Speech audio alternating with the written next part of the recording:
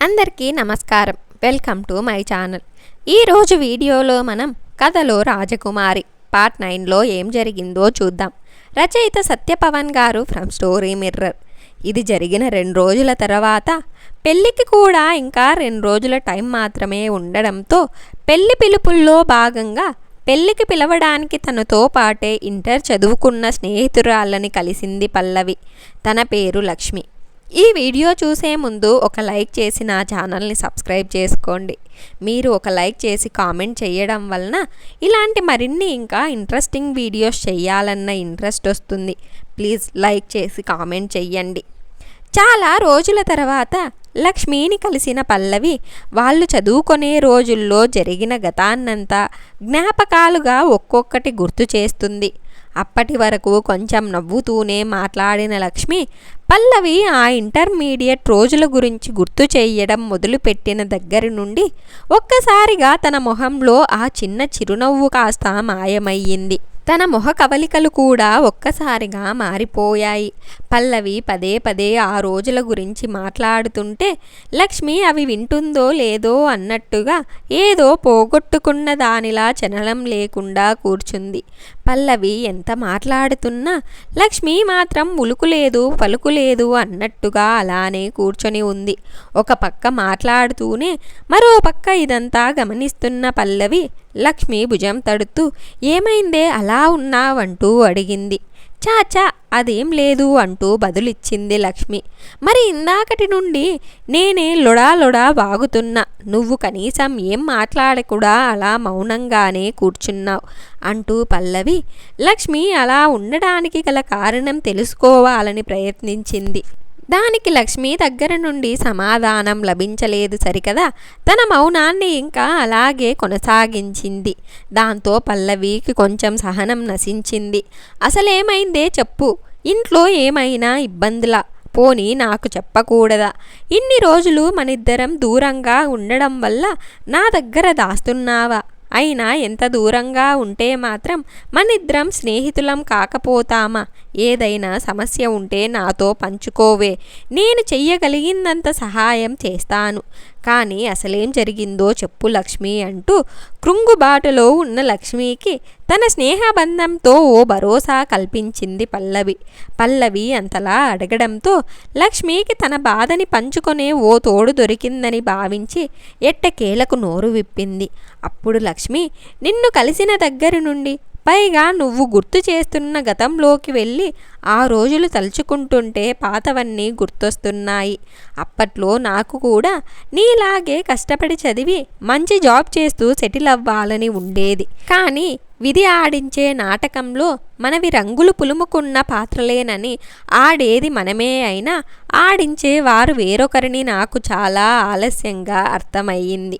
అప్పుడు పల్లవి, అవునే, నువ్వు కూడా నాతో పోటీ పడి చదివేదానివి. ఇంటర్లో ఇద్దరికీ ఒకేలా మార్కులొచ్చినా పాపం ఇంజనీరింగ్కి వచ్చేసరికి మీకున్న ఆర్థిక ఇబ్బందులతో కొన్నాళ్ళు నువ్వు చదువు ఆపేశావని, ఆ తర్వాత దాన్ని కొనసాగించిన సరిగా రాణించలేక బ్యాక్లాగ్స్ ఉండిపోవడంతో చివరికిలా ఇంటి దగ్గరే ఖాళీగా ఉంటున్నావని తెలిసింది. నీ గురించి అప్పుడప్పుడు ఇదే అనుకుంటాను, ఎలా ఉండే నీ జీవితం ఎలా అయిపోయిందని. ఒక ఫ్రెండ్గా నీ గురించి నాకే అలా ఉంటే అనుభవిస్తున్న దానివి. నీ బాధను ఒక ఫ్రెండ్గానో సాటి ఆడదానిగానో కాదు, ఒక మనిషిగా నేను అర్థం చేసుకోగలను. అయినా జరిగిందేదో జరిగిపోయింది, అందులో నీ తప్పేం లేదుగా. అయినా శిక్ష నువ్వే అనుభవిస్తున్నావనుకో. కానీ ఇదంతా మర్చిపోయి ఒక కొత్త జీవితాన్ని మొదలుపెట్టు. ఒక మంచి స్నేహితురాలిగా నేనిచ్చే ఈ సలహాలు నీకు కొంచెం ధైర్యాన్ని, నూతన ఉత్తేజాన్ని ఇస్తాయని, నీ ప్రయాణాన్ని ముందుకు సాగించేందుకు ఉపయోగపడతాయని ఆశిస్తున్నాను అంటే లక్ష్మి కోల్పోయిన ధైర్యాన్ని మళ్ళీ తనలో నింపే ప్రయత్నం చేసింది పల్లవి. దానికి లక్ష్మి, నువ్వు అన్నట్టు ఎవరో చేసిన తప్పుకు నేనేం శిక్ష అనుభవించడం లేదు పల్లవి. నా చేతులారా నేనే నా జీవితాన్ని సర్వనాశనం చేసుకున్నాను. తప్పంతా నాదే. నేను చేసుకున్న దానికి ప్రాయశ్చిత్తం నేను అనుభవించడంతో పాటు అసలే ఇబ్బందుల్లో ఉన్న మా అమ్మా నాన్నలు కూడా బాధ పెట్టాను. నన్ను ప్రేమించి పెళ్లి చేసుకోవాలన్న మా బావని దూరం చేసుకున్నాను అంటూ బదిలిచ్చింది. లక్ష్మి ఏం చెప్తుందో అర్థం కాక, అసలేం చెప్తున్నావే, అసలేం జరిగింది, ఏంటి నువ్వు చెప్తుంది అంటూ లక్ష్మి మాటలకి ఆశ్చర్యానికి లోనవుతూ అడిగింది పల్లవి. చేసిన తప్పులు చెప్పుకుంటే పోతాయి అంటారు. నాకిప్పటి వరకు ఎవరితో ఈ విషయాలన్నీ పంచుకోవాలో తెలీదు. నాలో నేనే అనుక్షణం సతమతమవుతున్నాను. కానీ ఇందాక నువ్వు మాట్లాడిన మాటలు, నీ సలహాలతో నాకిచ్చిన భరోసా పట్టి ఎందుకో నీతో అయినా పంచుకోవాలనిపిస్తుంది. కనీసం అలా అయినా నాకు కొంచెం ఉపశమనం లభిస్తుందేమో. లక్ష్మి అలా చెప్తుంటే ఆశ్చర్యపోతూ తన వంక అలానే చూస్తుండిపోయింది పల్లవి. అసలు తనేం చెప్తుందోనని మీరందరూ అనుకున్నట్టు అదే, నువ్వు మన క్లాస్మేట్, ఇంకా ఊళ్ళో వాళ్ళు నా చదువు నాశనం అవడానికి, మధ్యలో ఆగిపోవడానికి మాకున్న ఆర్థిక ఇబ్బందులు ఏమాత్రం కారణం కాదు. ఇంకా చెప్పాలంటే పాపం మా అమ్మా నాన్న, వాళ్లకు నన్ను చదివించే స్తోమత లేకపోయినా నా ఇష్టం మేరకు వాళ్ళు చాలా కష్టపడి నన్ను చదివించారు. ఏ రోజో నేను అడిగింది కాదనలేదు. అలా వాళ్ళు నన్నంత కష్టపడి చదివిస్తుంటే నేను మాత్రం ప్రేమ గీమా అంటూ ఒకడి మాయలో చిక్కుకొని చివరికి వాడి చేతిలో మోసపోయాను. వాడి మోసాన్ని గ్రహించేసరికి జరగాల్సిన నష్టం జరిగిపోయింది. అందరికీ దూరం అయ్యి ఒంటరిగా మిగిలిపోయాను. దాంతో ఒక్కసారిగా షాక్ అయిన పల్లవి, ఏంటే నువ్వు చెప్పేది, ఇదంతా ఎప్పుడు జరిగిందే, అసలు ఎవడే వాడు అంటూ నిలదీసింది. అప్పుడు లక్ష్మి, అది ఎవరో కాదు, శివ అంటూ తనని మోసం చేసినోడు పేరు చెప్పింది. అప్పుడు పల్లవి, శివ అంటే అర్థం కానట్టు లక్ష్మి వంక ఆశ్చర్యంగా చూస్తుంది. అప్పుడు లక్ష్మి, అదే ఊరిలో ఆటో నడుపుతాడు కదా. ఈసారి పల్లవికి తానెవరి గురించి చెప్తుందో అర్థమవుతుంది. ఒకప్పుడు పల్లవి ఎవరితో అయితే చాటింగ్ చేస్తూ ఫోన్ మాట్లాడుతూ చనువుగా ఉంటూ పవన్కి దొరికిపోయిందో తనే ఆ ఆటో డ్రైవర్ శివ. లక్ష్మి అలా చెప్పడంతో పల్లవి ఒక్కసారిగా కంగు తింటుంది. కానీ లక్ష్మి చెప్పేది కొనసాగించమన్నట్టే తలాడిస్తుంది పల్లవి. దాంతో గడిచిన తన చీకటి గతాన్ని కొనసాగిస్తుంది లక్ష్మి. అసలు నాకు వాడి గురించి పూర్తిగా తెలియకపో, వాడు చెప్పే మాటలకు చేసే పనులకు నాకు తెలియకుండానే తన మాయలో పడిపోయాను, తనకి లొంగిపోయాను. మొదట్లో అదే ఆ ఇంటర్లో ఉండగానే నా నెంబర్ తను ఎలా సంపాదించాడో తెలియదు, కానీ ఒకసారి నా నెంబర్కి మెసేజ్ చేసి సారీ పొరపాటున వచ్చింది అన్నాడు. నేనేం పెద్దగా పట్టించుకోలేదు. తర్వాత good morning, good night, hi bye, పక్కింటి పబ్బాలకు విషెస్ లాంటి మెసేజ్లు పెట్టేవాడు. మొదట్లో వాటికి రిప్లై ఇవ్వడానికి నేను నిరాకరించాను. తను అలా పదే పెడుతుండడంతో పాపమనించి రిప్లై ఇవ్వక తప్పేది కాదు. అలా చిన్నగా మొదలైన ఆ పరిచయం కొన్ని రోజులకు మరింతగా తనతో చాటింగ్ చేయడం, మాట్లాడడంలో మునిగిపోయాను. తను ఆటో డ్రైవర్ అయినా కూడా చాలా బాగానే చాటింగ్ చేసేవాడు. అంటే ఓ చదువుకున్న వ్యక్తి చేసేటట్టుగా. దాంతో తను చదువులో రాణించిన ఆర్థిక ఇబ్బందులతో తన పరిస్థితి ఇలా అయ్యిందనే తను చెప్పిన మాటలు కూడా నమ్మక తప్పలేదు. అవే కాదు, తను వేరే అమ్మాయిని లవ్ చేస్తే తను మోసం చేసిందంటూ చెప్పాడు. దానికి జాలిపడ్డాను. వాడు చెప్పే వాటన్నింటికీ మోసాలని గ్రహించక వాడు చెప్పే అబద్ధాలకు నేను కరిగిపోయాను. పుస్తకాల పురుగు అనే పేరున్న నాకు అసలు అవేంటో తెలియనట్టు మొబైల్కి మాత్రమే బానిసయ్యాను. వాడి మాటలకి, కళ్ళబుల్లి కబుర్లకి బాగా అడిక్ట్ అయిపోయాను.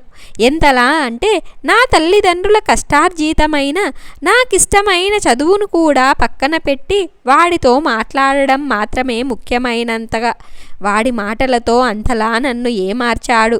ఆ నా బలహీనతను ఆసరాగా చేసుకొని వాడు ఒకరోజు ఎక్కడో పడిపోయాను. దెబ్బలు తగిలినా ఇంట్లో పరిస్థితులకు వాళ్ళకి చెప్పలేదు. లేదు. కనీసం పలకరించేవారు, దగ్గరుండి ఆలన పాలన అడిగేవారు లేరని చెప్తూ ఆ టైంలో కనీసం నా తోడైనా కావాలంటూ ఒక్కసారి నన్ను డైరెక్ట్గా కలవాలంటూ నన్ను బ్రతిమిలాడాడు. అసలే గడప దాటి బయటకు వెళ్ళని నేను దానికి నిరాకరించాను. అయినా వదల్లేదు. నేను కూడా లొంగలేదు. సరిగ్గా అప్పుడే తనకెవరూ లేరన్నట్టు, ఒంటరినన్నట్టు తను ఫీల్ అవుతూ నన్ను కొంచెం దూరం పెట్టినట్టు నటించాడు.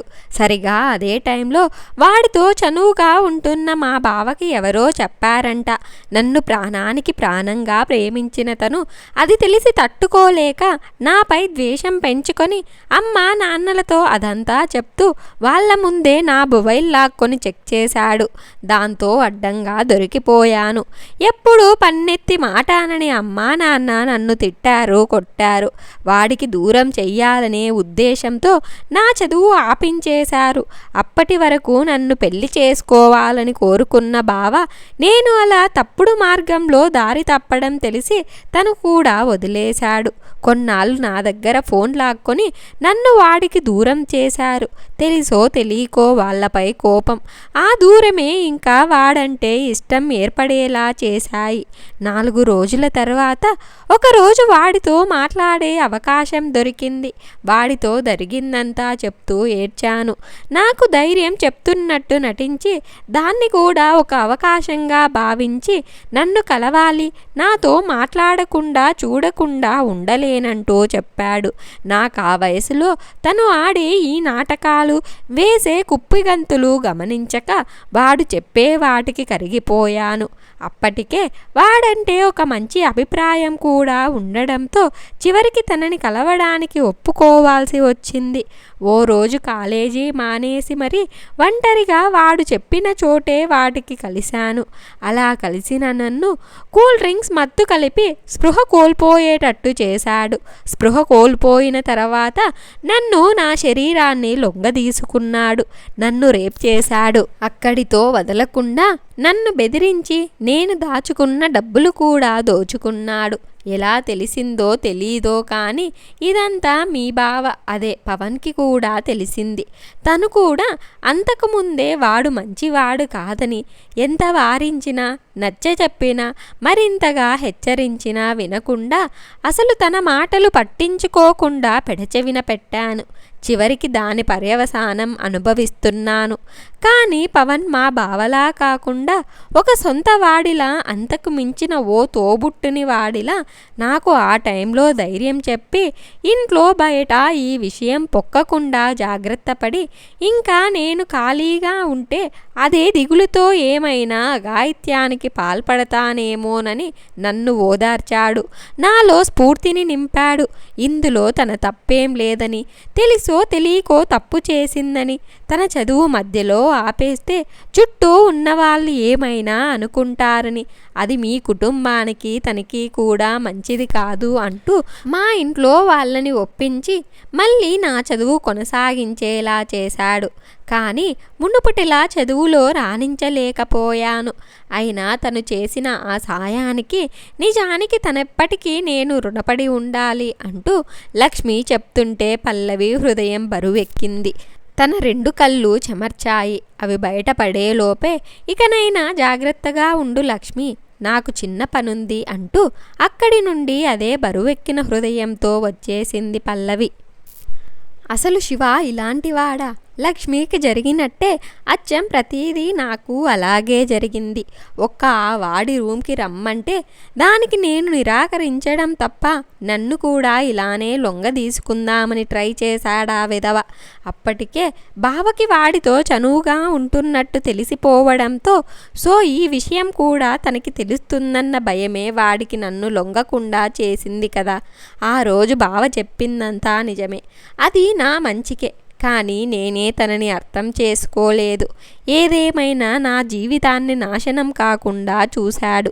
నేను అన్ని తప్పులు చేస్తున్నా కూడా పెద్ద మనసు చేసుకుని నన్ను మందలించాడే తప్ప లక్ష్మి వాళ్ళ బావలాగా ఇంట్లో చెప్పలేదు.